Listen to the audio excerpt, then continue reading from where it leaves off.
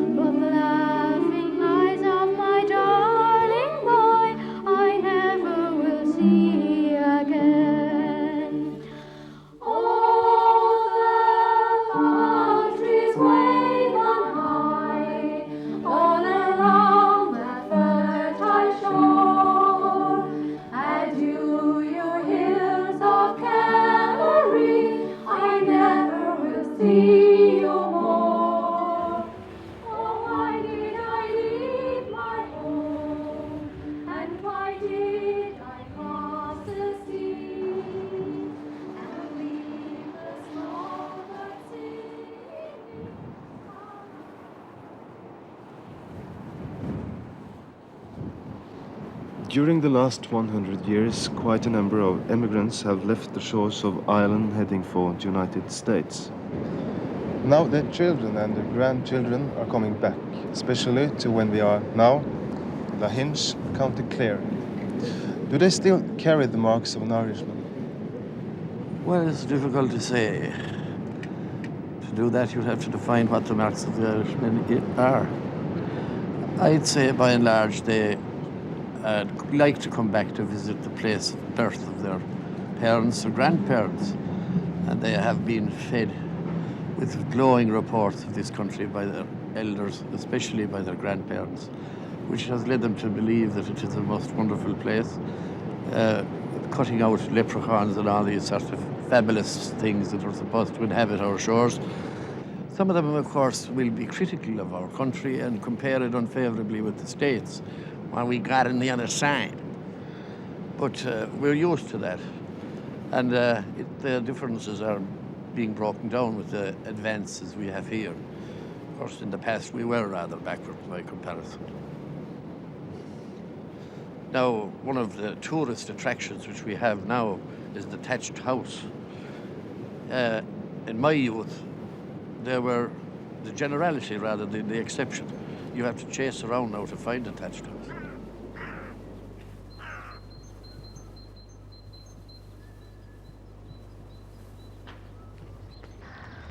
You see, I worked here in this as a part-time entertainer in this farmhouse here, which is in the grounds of the well-known Bunratty Castle. And the people who come here are tourists from all parts of the world, and I can tell them exactly what the type of life and the way the farmer used to live. But you're from Kerry, aren't you? yes, I come from Kerry, but I was, as I say, born in this type of house. And at that particular stage, which is a little over 21 years ago plus, we didn't have radio or television at that particular time, so the people in the rural areas had to make their own entertainment. So that's when it all started. You started playing the accordion. This is right, yes. So as a result, you had people who played musical instruments, danced and sang songs. Well, at that stage I became interested and I took up playing the accordion.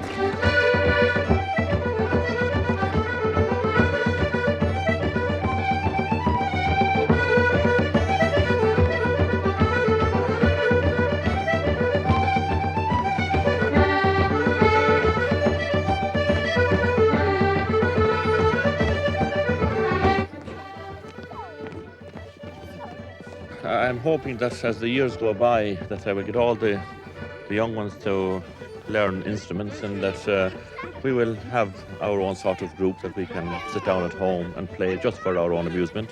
And I'd like to just pass on some of the music that I've been fortunate enough to learn onto the little ones. Limerick is over the hill. Oh, Limerick over the hill. Brown stuff.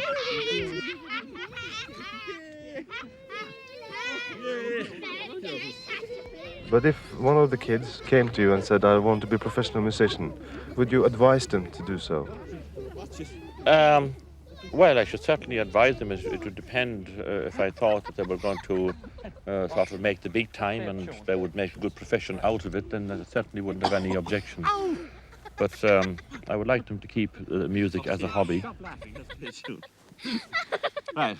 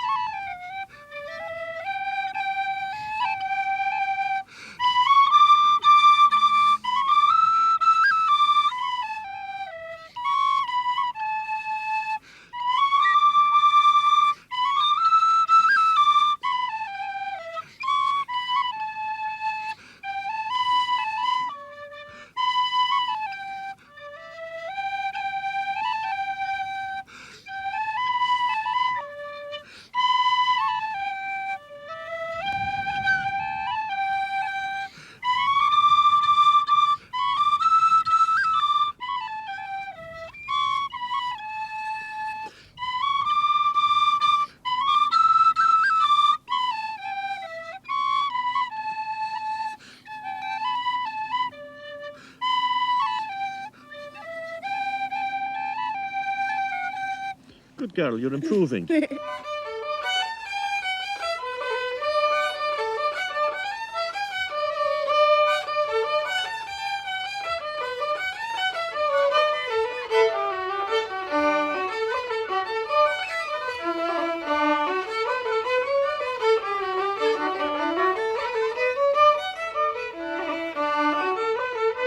I'm very interested in passing on the tradition that was handed down to me, and I am endeavouring to get my daughter interested, and she's only 9 yet, and she is making a reasonably good fist of the fiddle.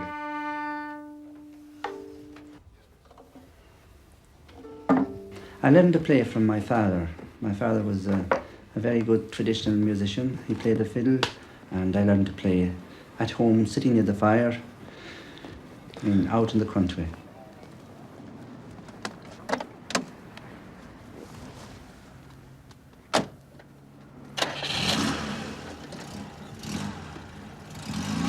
On a Friday night we would decide to go out to maybe Quilty or Milltown Malbay, and we would meet musicians and go into a pub and have a few beers and a few tunes and a pleasant evening.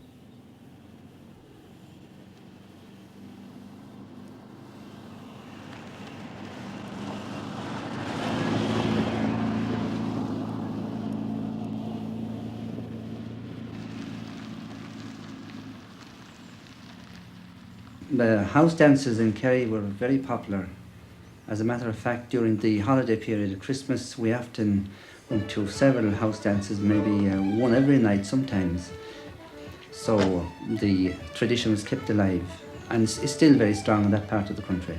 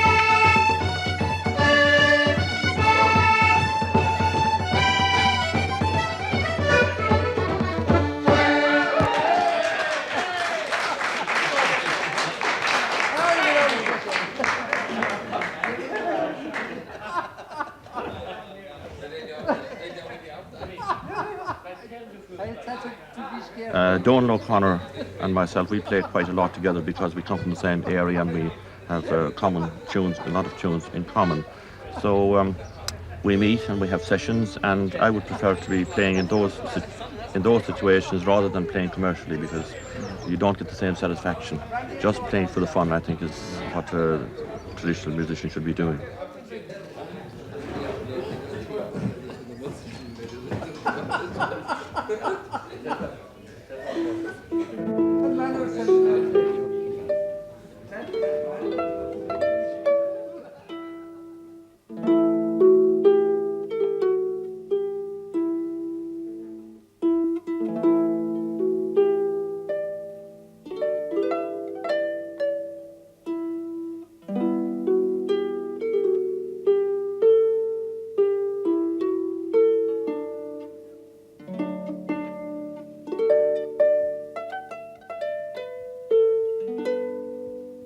Briefly, the history of Irish instrumental music is that the harp was the great instrument of Irish music for 1,500 years. But side by side with that, you had the music of the common people, which was played on uilleann pipes or some kind of pipes, whistles, and later on fiddles. So that you have these two streams of music going at the same time. The harp music, which was largely played for the richer people, and the other dance music and so on pipes and fiddles, played for the ordinary people. But in the 18th century and right through the 19th century, all this fused into one. Before the musical instruments started, they had what they call lilting. There used to be special old women picked out to do this lilting for country dances. Do you do the lilting? I do. Oh. So it was something like that. Well, I do it a bit slower. They could do it in an old-fashioned way, but I picked up this from a man I used to be listening to him. He's dead now, that I must sing him. Da idle doodle idle doodly diddle doodle idle diddly idle idle diddle diddle diddle da idle diddle doodle idle diddly idle diddle diddle diddly diddle dop diddle doodle diddle diddly diddle doodle idle diddly idle idle diddle diddle diddle da idle burble dop diddle doodle idle diddly idle diddle diddle diddly diddle diddle idle diddle idle diddly diddle diddle idle diddly idle diddle diddle diddle diddle ah idle burble dop diddle doodle idle diddly idle diddle diddle diddly diddle diddle idle diddle idle diddly diddle diddle idle diddly idle diddle diddle diddle diddle ah idle diddle doodle idle diddly idle diddle diddle diddly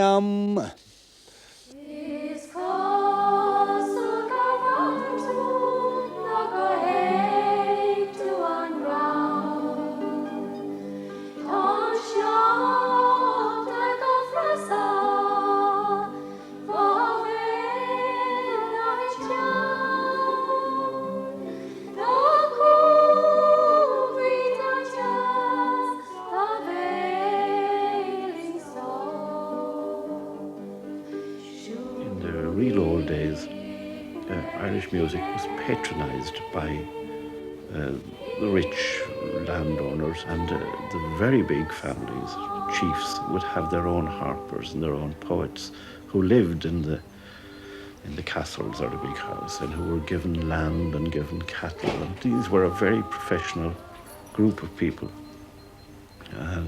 Now, when the old order broke down, and especially in the 17th century, and the Irish system broke down and the land was distributed amongst English and Scottish settlers, that system of patronage broke down, and then music went into decline. The music was kind of killed here. There was wars and there was this, that and the other thing, and the country house dance in particular was wiped out, and it was there we all learned to play. Mm-hmm. It went to the halls then, and the countrymen didn't feel like going to the hall. It was too commercialised, and we kind of missed our own environment in the country house.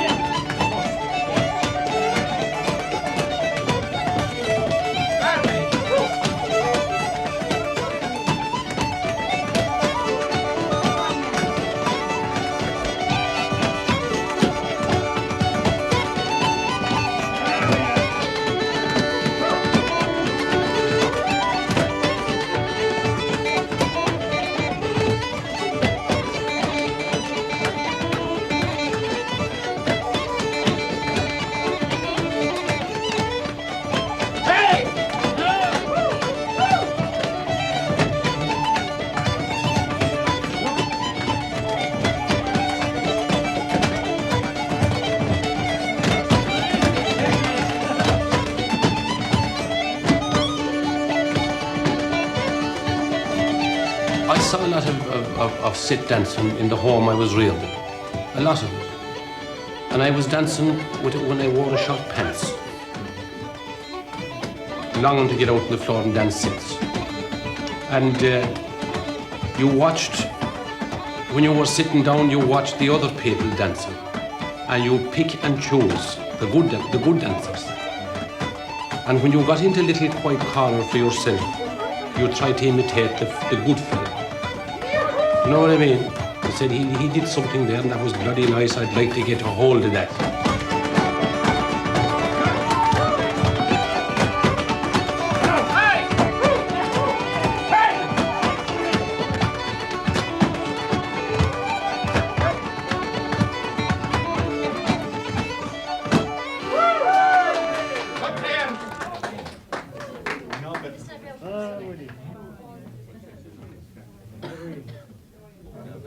And this is where the music flourished in the old days, where people went from one house to another and had dances, and where the local musicians came in and played. And that has now come back again to a great extent.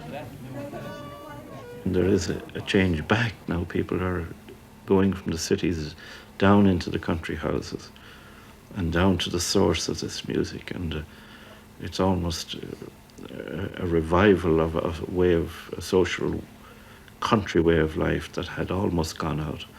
And the regional thing is very good, that you have people going to Kerry to hear what is particularly Kerry music, going to Clare, because in Clare you have a certain style. In Clare, some people still speak Gaelic, don't they? Well, that's right. So that's your first language, is it? Well, no. Not anymore? No. But I remember to hear the old people giving these old stories to a man by the name of Seamus de Largy. He came here about 1934. So to be something exactly like this now, an old man that lived in the mountains. Yenidir bogan bogdan clochan cloch agus clochan cloch den bogan bog har nieder fieriske niest de dalv and nature loppadan lappadan eske milke more. To go on like that about two big giants that was fighting in the Eastern world long ago. So that stopped in my mind, you see. That'd be about 1934. Yeah, that's something. And you still speak Irish, you know, sometimes. I do, but, you know, honestly, not telling lies, I wouldn't be able to carry on a conversation. You see, the Gaelic language went into decline as the first language of the whole country in the 18th century and through the 19th century for various historical reasons. The great hunger and famine of the middle of the 19th century was one of the big factors, because the emigration from the country at that time became absolutely huge. I mean, over 1 million people left the country to go to America and Australia and other places. So today, the Irish language as a spoken language, a native language, is in a few areas in the country, the northwest in Donegal, parts of Mayo, in the west, Galway, a little bit in County Clare, in Kerry, and then West Cork and in Waterford in the south. But in these areas, traditional singing is still very strong. Da sjålen ser I skyr, I skal ha til gånen grien. Nå gevernskje homonjer som trenon. Way upon the mountain brow, I heard the bone But cow. of course it died out in the areas where the Irish language died out. Perhaps one reason for that is that when the national schools system started about the 1830s, English was a compulsory subject in our national schools, and Gaelic was a forbidden subject. So you had a population whose first language was Gaelic, who were forbidden to speak it in school, and in fact were forbidden to speak it at home, because you had an extraordinary situation where parents would report their children for speaking Gaelic, and they were punished at school for speaking their own language.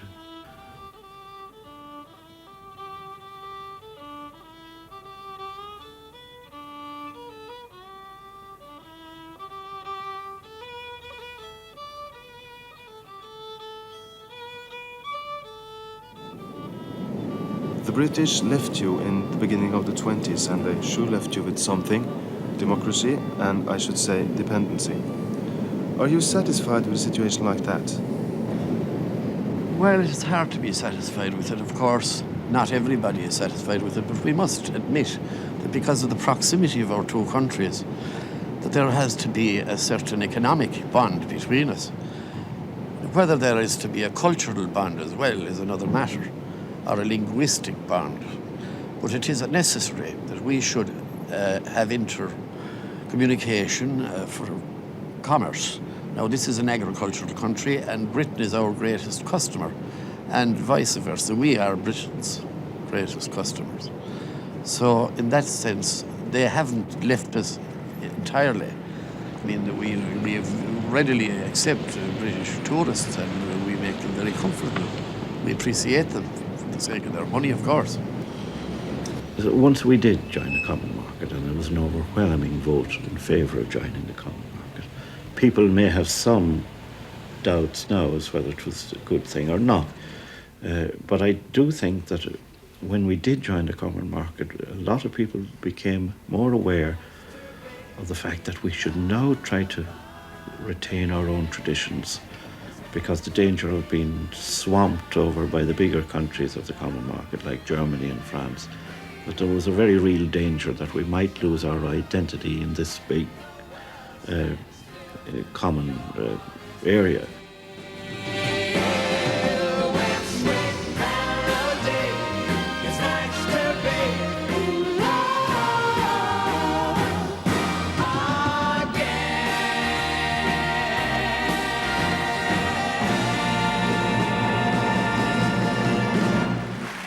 Bonsoir Monaco. Monaco, may we have your votes, please? Bonsoir Wembley, ici Monaco. Voici les résultats du jury monégasque.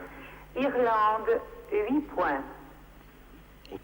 Irlande, 8 points. Ireland, 8 points. Don't listen to the Eurovision Song Contest, do you? Well, I would listen to it. I had no great interest in it. No. It didn't appeal to me, that, no. Would you say... get a nice love song or a patriotic song? There'd be stories, some sense in it, like. I love good traditional songs. I did sing other type of songs up to some years ago until I found out that they were rubbish. And like the Eurovision contest the other night, I'd got a bit from that. I couldn't listen to it. So you prefer the old traditional Irish If there are things? millions interested, well, that's their business. You still sing patriotic songs. Why is that? I mean, you're a free country. You're a good democracy. For 700 years we were invaded and we were trying to get out the enemy, and there were lots of songs composed about people who were murdered and put to jail and executed and tortured and that.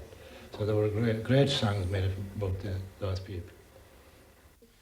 They tortured your children,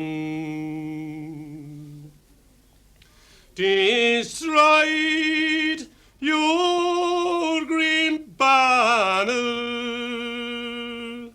They tried to exterminate you long, long ago. But the Irish they found were like wild creeping flowers. The faster you pluck them,